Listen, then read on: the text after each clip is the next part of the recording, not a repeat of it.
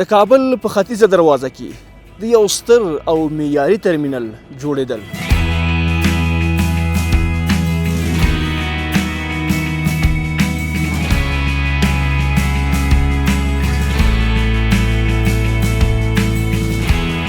تاسو د ترانسپورت وزارت له لوري دلته موظف یاستید؟ دو دانه ناظر اینجا مقرر است. همه روزه از جریان کار از این پروژه نظارت میکنن. مترکۍ ګوري، کیفیت ګوري. د موږ مسافر ضرورت نه لري چې لمر ته دوړو ته یا په خاټو کې ودرېږي.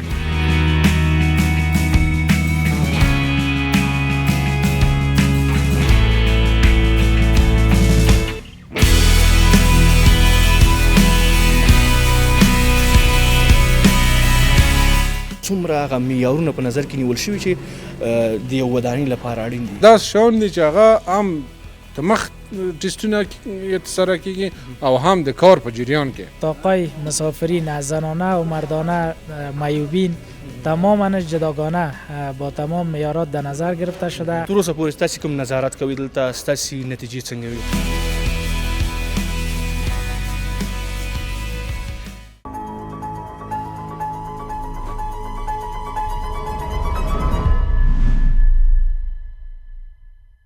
د بخونکي او لایزال خدای په سپېڅلي نامه د یاد درنو لیدونکو سلامونه. خدای دې وکړي چې روغ او جوړ اوسېږئ. درنو لیدونکو، زه یو ځل بیا د هېواد د پرمختګ او د آبادۍ له یوې ځانګړې خپرونې سره ستاسې په درانه چوپړ کې دا خپرونه مو په ځانګړي ډول هغه هېوادوالو ته ډالۍ کوو چې هغوی د هېواد په شرقي ولایتونو کې ژوند کوي او هلته اوسېږي او هلته بودوباش کوي او دلته په کابل کې ځینې مصروفیتونه لري او یا هم ځینې ورونه له کابل څخه الوتنې لري نورو هیوادونو ته. دلته د ترانسپورت وزارت له لوري په یو معیاري شکل باندې یو تمځای یا په عامه اصطلاح ترمینل جوړ شوی دی او انشاءالله چې چارې ډېرې په چټکۍ باندې روانې دي او په نږدې راتلونکي کې به انشاءالله چارې بشپړېږي او د هیوادوالو په خدمت کې به وړاندې کیږي. لکه څنګه چې ګورئ په دې سیمه کې په تیر کې دغه ډول نمونه د مسافر وړونکو موټرو لپاره تمځای یا ترمینل موجود نه و او دا لومړی ځل ده چې د ترانسپورت وزارت له لوري دغه ډول د ترمینل جوړولو یوه پروژه دلته عملي کیږي او عملا دلته یې کار جریان لري. شاید تاسې د نړۍ په ټولو هیوادونو کې دغه ډول نمونې د ترمینل لیدلي وي، خو دا لومړی ځل ده چې د هیواد په داخل کې دغه ډول پروژې عملي کیږي او د هیوادوالو د سهولت لپاره دغه موارد په نظر کې نیول کیږي او دلته د هیوادوالو په خدمت کې ورکول کیږي. موږ هم دغه ترمینل ته په دې خاطر راغلو تر څو پورې د دې ترمینل په تړاو د همدې تمځای په تړاو باندې تاسو ته یو ځانګړې خپرونه ولرو. د دې ترمینل په هغه موضوعاتو باندې وغږیږو چې تاسې لا هم ترې نه یاستئ خبر. همداشان د دې ترمینل په خدماتو باندې هم له انجینر صاحبانو سره بحث کوو،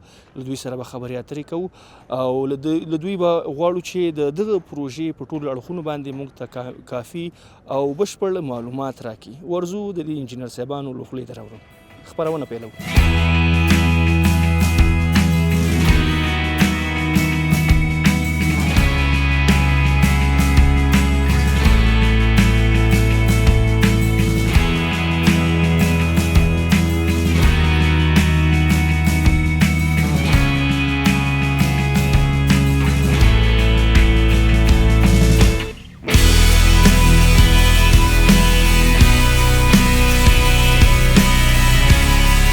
لیدونکو بیا هم ستړي مشي. زه دلته په همدې ترمینل کې چې زموږ ډیری هیوادوال دې د ترمینل کلمه استعمالوي، خو د مسافر وړونکو موټرو تمځای کې ولاړ یم چې دا د کابل ختیځه دروازه ده او دلته دغه د مسافر وړونکو موټرو تمځای جوړ شوی دی یا ترمینل جوړ شوی دی او عملا چارې دلته روانې دي او ودانۍ تقریبا یو څه بشپړه شوې ده. اوس هم کار پرې جریان لري او زموږ هغه هیوادوال چې دلته په کار باندې مصروف دي کوښښ دا کوي چې خپل کارونه زر تر زره پای ته ورسوي او دغه ځای د مسافرو پر مخ باندې خلاص کړي او وکولی شي چې په راحته زړه باندې او په ډاډه زړه باندې د دې ځای څخه ګټه واخلي. لکه څنګه چې ګورئ اوس هم دلته انجینر صاحبان لګیا دي او دغه کوم کار چې شوی دی دغه څاري او دوی ترنه نظارت کوي. عملا زه هم ورځم د دې انجینر صاحبانو سره د دوی د کار په تړاو باندې خبرې اترې کوم.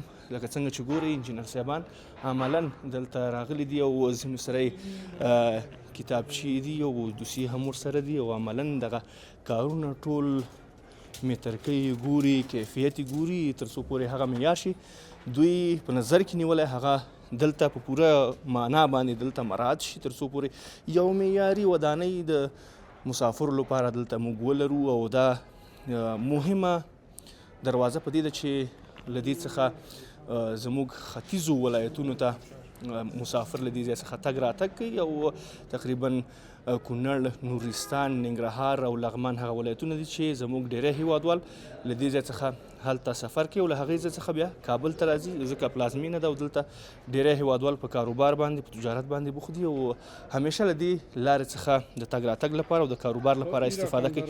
زه انجینر صاحب سره یو څو خبرې کوم. انجینر صاحب سلام علیکم. السلام علیکم. ستړي مه شئ. وبخښئ ډېر قلم به زه درته راواخلم. څه حال مو دی؟ ښه یاست انجینر صاحب؟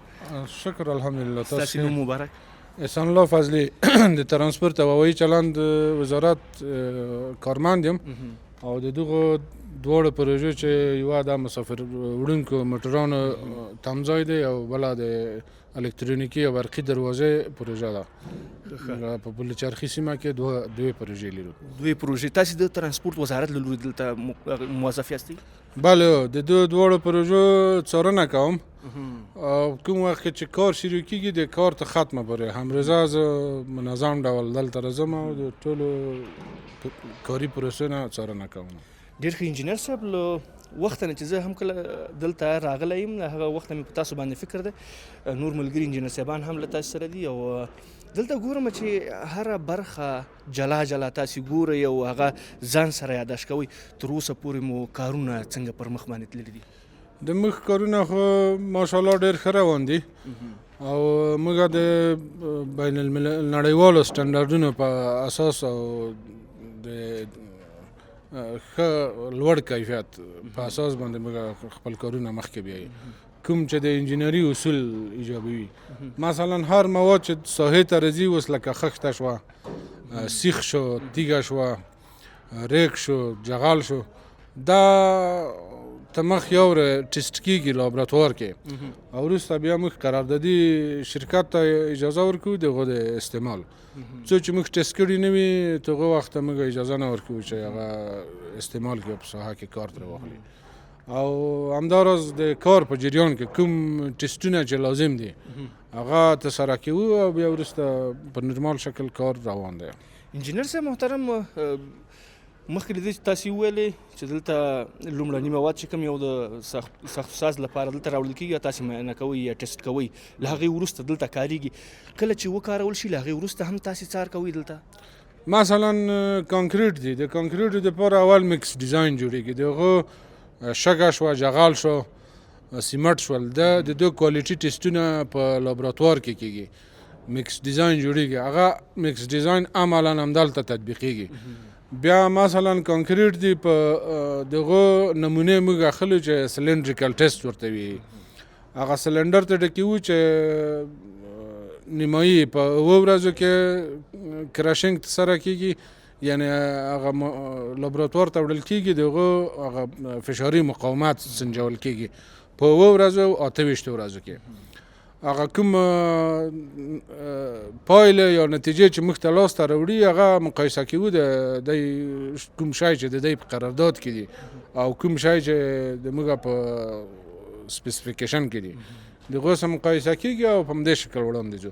یعنی بعضې داسې شیان دي چې هغه هم ته مخ ټیسټونه یې ترسره کېږي او هم د کار په جریان کې او همداراز نقشه تطبیقېږي. د اندازې او هر څه باید د نقشې او د قرارداد مطابق وي.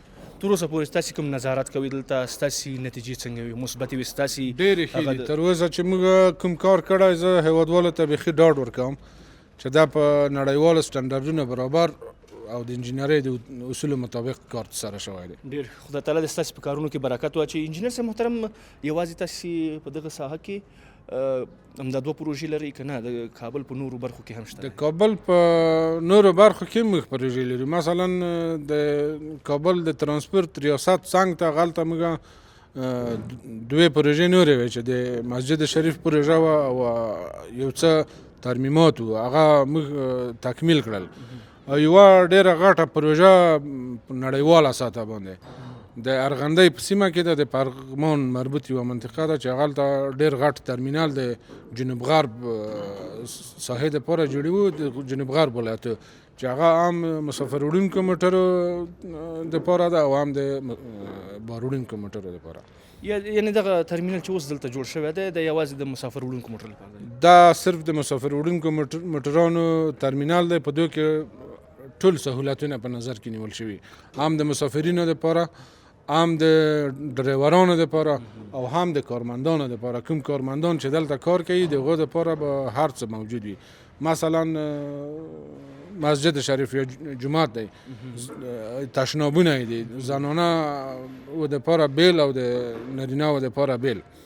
همداسې د انتظار خونې دي، کافی شاپ دی، مثلا نور سهولتونه دي، اتاقونه دي، میډیکل یا دغه صحي بخش دی. یعنې ټول هغه څه دي چې نړیوالو سټنډردونو مطابق موږ یو ترمینال جوړوو. انجینر صاحب په تیر کې که راته ووایاست په تیر کې دلته داسې ترمینل موجود نه و یا کوچنی هم چې وي په تیر کې دلته نمونه موجوده وه؟ په مجموع کې به داسې وایم چې دغه جادهیي ترانسپورت دپاره پخوا داسې کارونه نه وو شوي لکه اوس چې روان دي. اوس د موږ مسافر ضرورت نه لري چې لمر ته، دوړو ته یا په خټو کې ودرېږي. هغو دپاره منظم د انتظار سالونونه جوړېږي او د ترانسپورت سیستم ډېر منظمیږي. هر څوک په خپل نوبت باندې راوند نوبت مراعات کېږي چې کله د ده نوبت رسېږي د 2 ځای نه به پارچه ورکول کېږي. 2 دروازې لرو چې دخولي او خروجي دروازې دي. هغلته به ننوځي. کوم تعمیر چې تاسو وینئ د دې لاندې مکمل موږ د موټرو پارکینګ دی، بیا کولی شئ تاسو د نږدې وګورئ. نو هغلته به تم کېږي چې کله نوبت رسېږي او د خروجي دروازې نه به وځي د موږ مشرقي ولایتو ته اوس لکه لغمان شو، نیرستان شو، کونړ شو، جلال آباد، د 4 ولایتو دپاره همدغه ترمینال په پام کې دی چې جوړ شي. انجینر صاحب که وګورو دا دروازه چې د کابل یا د پلازمینې دغه ختیځه دروازه ده، یو خو دا ده چې دغه لاره ډېره زیاته مهمه ده. د ترانزیت له لحاظه یې وګورو که ترانسپورت له لحاظه، دواړه برخې ډېرې زیاتې مهمې دي ځکه ټول مشرقي ولایتونه یا شرقي ولایتونه چې کوم دي له کابل سره یې نښلوي. دلته په تیر کې ډېرې زیاتې ستونزې موجودې وي او له نیکه مرغه دا ده چې اوس کار پیل شوی دی او انشاءالله دغه ترمینالونه هم جوړېږي. ستاسې په نظر باندې دغه ډول اقدامات د ترانسپورت د وزارت له لوري ترسره کېدل څومره اړین و او څومره مهم بولئ تاسې؟ دا ډېر زیات اړین و او دې ته ډېر زیاته ضرورت و. نو په فضل د الله پاک چې دا پروژې موږ شروع کړي دي په هر ولایت کې، نه یوازې پلازمینه کې. دا به د هیوادوالو هغه کومې شته ستونزې چې دي دا به انشاءالله ټول حل کېږي او د دې پروژې انشاءالله همدغه سږ کال تسمبلې پورې وخت دی چې د هغو نه کوشش کوو چې هغو نه مخکې ګټه اخیستنې ته وسپارل شي او د هیوادوالو او ډریورانو او د موږ د مسافرو مکمل ستونزې به انشاءالله د دې سره حل شي. ډېره زیاته مننه انجینر صاحب. الله مو آباد لره. تاسو نه مننه. خوشحاله اوسئ. الله مو آباد لره. خوشحاله اوسئ. درنو لیدونکو د انجینر صاحب خبرې تاسې واورېدلې چې دوی دلته د څار مسؤلیت دی، د نظارت مسؤلیت دلته پر غاړه باندې لري او عملا دلته په کار باندې بوخت وو او موږ یو څه وخت ونیو خو بیا د هم دوی آباد اوسېږي چې موږ ته خپل قیمتي وخت راکوي. لکه څنګه چې ګورئ دلته د هرې برخې لپاره ځانګړی ټیم موجود دی او هغه یې راځي دلته د څار هغه پروسه پر مخ باندې بیایي. لکه څنګه چې ګورئ دغه پایې او همداشان په اوس وخت کې چې سوپال ورته ویل کېږي د خښتو په بدیل کې استفاده کېږي، دا هم ټول څارل کېږي. همداشان کومې دروازې چې دلته موجودې دي هغه هم انجینر صاحب یو په یو باندې په اندازه کوي متر پې اچوي او کتل کېږي. ډېر دقیق نظارت دلته موجود دی. که همدا شان تاسې وګورئ اوس چې کوم لومړني مواد دلته راوړل کېږي او د دې ودانۍ په پورتنیو پوړونو کې یا هم چې په لاندنیو پوړونو کې کوم هم استفاده کېږي ټول یو په یو له سترګو نه تېرېږي، هغه ټیسټ کېږي، اندازهګیري کېږي او له هغې وروسته دلته استفاده کېږي. او وروسته له دې چې دغه مواد استفاده شي بیا هم دغه انجینر صاحبان راځي همغه استفاده شوي هغه ټول لومړني مواد چې کله هم په ودانۍ کې استفاده شي بیا یو ځل تر خپلو سترګو تېروي او نظارت یې ترسره کوي تر څو پورې هغه معیار چې دوی په نظر کې نیولی هغه په بشپړ ډول باندې دلته عملي شي. درنو لیدونکو تاسې تصاویر ګورئ بیا هم له تاسو سره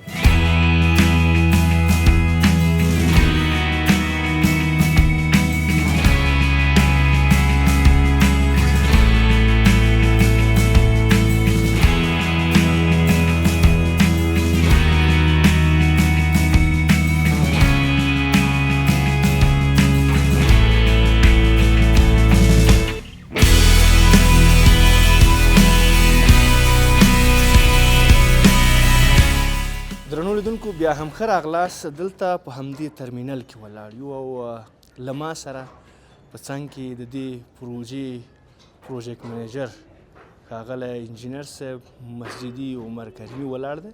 له دوی سره به د دوی د کارونو په تړاو باندې همداشان د دې پروژې په تړاو باندې خبرې اترې لرو چې څومره کارونه پر مخ باندې تللي دي او څومره وخت کې به انشاءالله دا پروژه بشپړېږي او ګټې اخیستنې ته به سپارل کېږي. سلام علیکم. سلام علیکم. خوب هستین صاحب؟ خیر. شکر بخیرتی. بخیر هستی؟ انجینر صاحب محترم، لومړی خو له تاسې زه خپله ډېره زیاته مننه کوم چې دلته تاسې دغه ډول پروژې پر مخ باندې بیایي او د هیواد په آبادۍ کې یوه ستره ونډه اخلئ. انجینر صاحب په لومړیو کې که دا راته ووایاست چې دغه پروژه څه وخت پیل شوې ده او انشاءالله څومره وخت کې به دا پروژه پای ته رسیږي او ګټې اخیستنې ته به سپارل کېږي؟ بسم الله الرحمن الرحیم. این پروژه تقریبا 1.5 سال قرارداد داره که در حدود 1 سال از قراردادش گذشته. تقریبا کارهای ما در حدود 56 تا 57% کار اسکلت ما تکمیل است. در 3 طبقه ساخته میشه. طبقه تاکوش بر پارکن موترها است. 2 طبقه دیگه ما برای دفاتر و کارمندای اداری و جای بوده باشه مسافرین ساخته میشه. مساحت از این ترمینال در حدود 7.5 جریب زمین می باشه. پروژه از طرف وزارت ترانسپورت و وانوردی قرارداد شده با شرکت محترم سرکسازی و ساختمانی الیاس ویس و تمویل کننده از این پروژه هم وزارت محترم مالیه می باشد. ډیر زیاته مننه انجینر صاحب. که دا راته ووایاست چې فعلا چې ګورو دلته دغه د دیوالونو د پلستر کار روان دی او تقریبا چې اسکلیټ هم نور خلاص دی.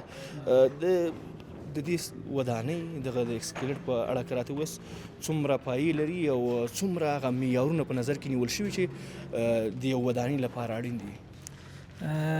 قسمی که شما میبینید تقریبا این ترمینال تمام معیارات در نظر گرفته شده.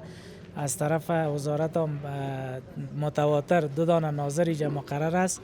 همه روزه از جریان کار از این پروژه نظارت میکنن. تمام معیارات و استانداردها در کیفیت مواد از این در نظر گرفته شده. مواد اول در لابراتوار تست میشه، بعد از اپرووال انجینر مراقبت کننده مواد ما استفاده میکنیم اینجا. ډیر ښه. انجینر صاحب د پارکینګ په تړاو که راته ووایاست پارکینګ څومره موټرو لپاره جوړ شوی دی او څومره ظرفیت لري هغه هیوادوال چې له دې ځای څخه شرقي ولایتونو ته تګ راتګ کې د دوی لپاره بسنه وکړي؟ تقریبا در حدود 400 تا 500 موتر در پارکینگ ظرفیت داره و یک پارکینگ دیگه در روی زمین در سطح خود همین ترمینال ساخته میشه که در حدود 500 تا 700 موتر او گنجایش داره و طبعا موترها یک تعدادش در لاین می باشه در رفت آمد. یعنی در مجموع ظرفیت 1500 موتر ای ترمینال داره می باشد، پارکن و پارکن روی زمین. د تقریبا په 3 منزله کې یا په 3 پوړه کې د جوړه شوې ده او یو چې د پارکینګ ساحه ده. که د دې نورو پوړونو په تړاو راته ووایاست چې دغه پوړونه د څه په خاطر باندې جوړ شوي دي؟ فعلا چې موږ تاسې ولاړ دا تقریبا لومړی پوړ دی، همداسې ده؟ بله در 3 طبقه ساخته میشه که طبقه پایین تکوی ما برای پارکن موترها است. 2 طبقه دیگه برای جای بوده باش مسافرین، دفاتر اداری، کارمندان و شامل 2 سالن بزرگ زنانه، انتظارگاه زنانه و مردانه می باشه و اتاقای مسافرین از زنانه و مردانه میوبین تماما جداگانه با تمام معیارات در نظر گرفته شده. البته اتاق، وضوخانه، تشناب و همچنان جای بوده باششان برای خوابگاهشان جداگانه در نظر گرفته شده. ډیر ښه انجینر صاحب، د یو ترمینل لپاره خو ډیر زیات موارد اړین دي چې باید په ځان کې ولري او د مسافرو لپاره باید سهولتونه موجود دي.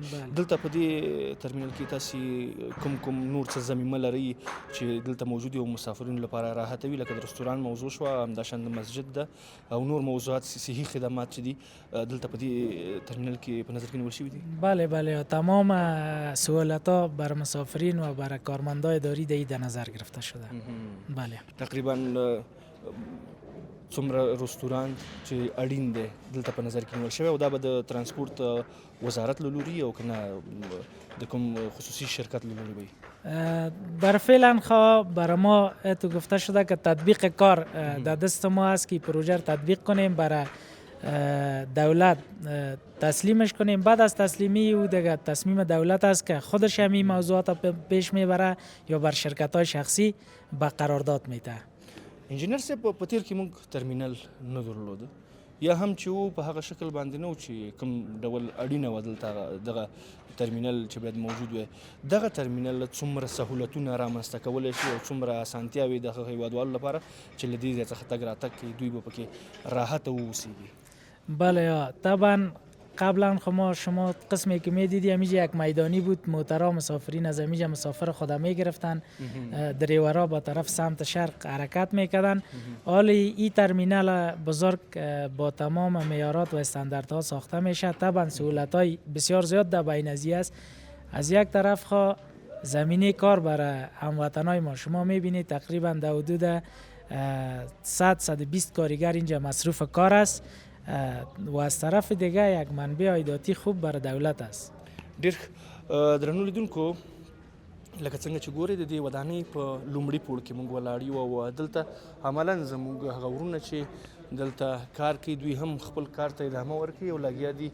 ځینې دیوالونه رغوي، همداشان د پلستر کار هم جریان لري. همداشان که وګورئ همدا شیبه سیمټ راورسېدل او زموږ دغه ورونه عملاً دغه ټیلر خالی کوي او دلته یې په منظم شکل باندې ځای په ځای کوي. موږ هم له انجینر صاحب سره یو ځای ورځو پورته، دوم پوړ ته، او هلته به خپلو خبرو ته ادامه ورکړو.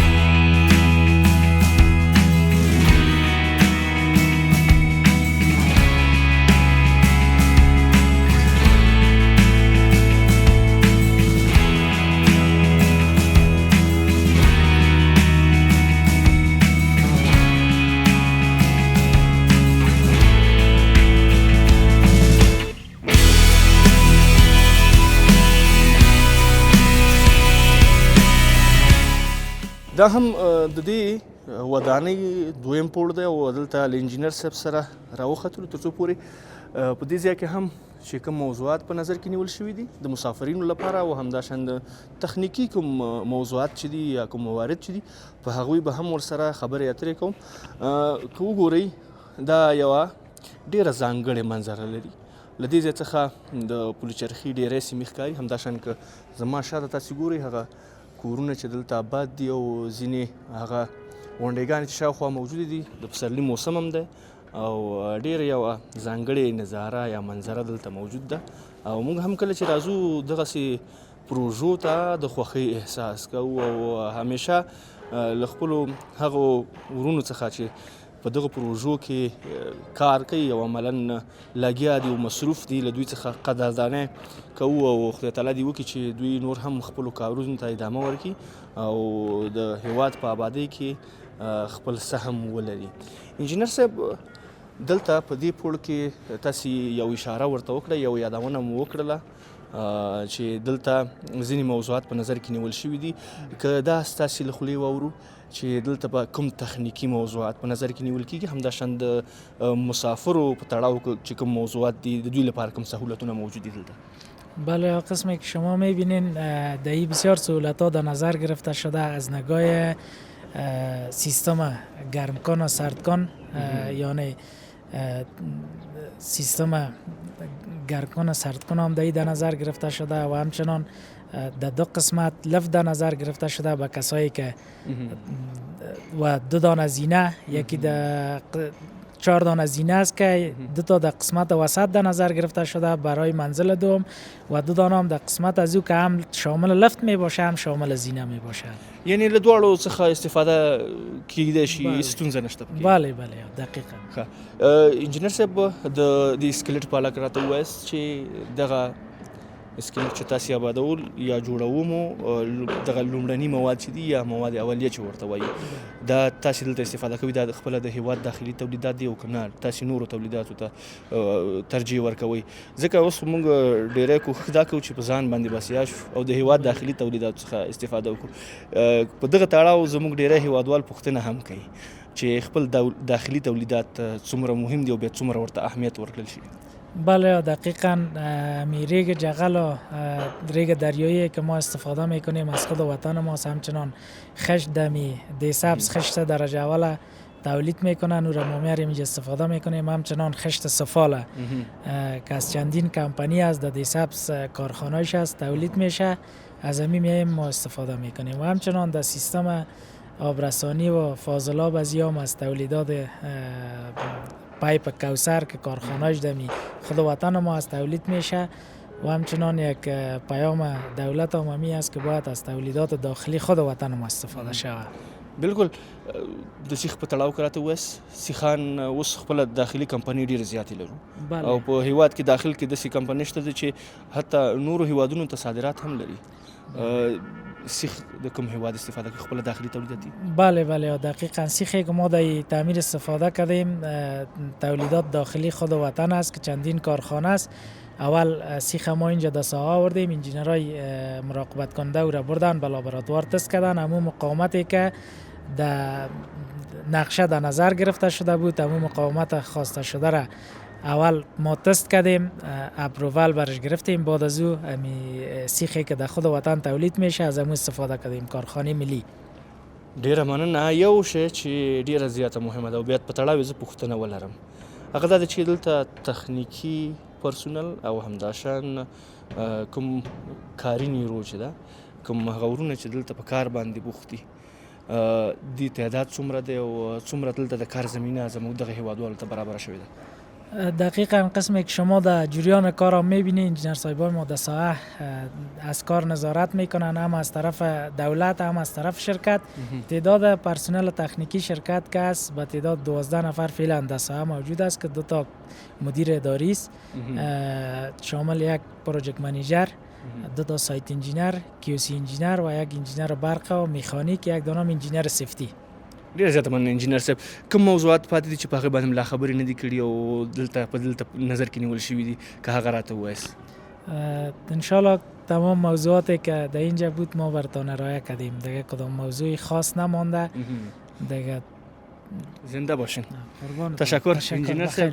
له تاسې نړۍ مننه او ستاسې هغه خدمات چې دلته وړاندې کوئ او هیوادوال دلته سهولت کې ژوند کوي او کولی شي چې په راحته او په ډاډه زړه باندې له دې سیمو څخه تګ راتګ وکړي، همداشان دلته خپله هغه ستړیا رفع کړي، دا د قدر وړ دي او موږ ورته د قدر په سترګه ګورو. ډېره زیاته مننه. خوشحاله اوسئ. بیا هم ډېره زیاته مننه.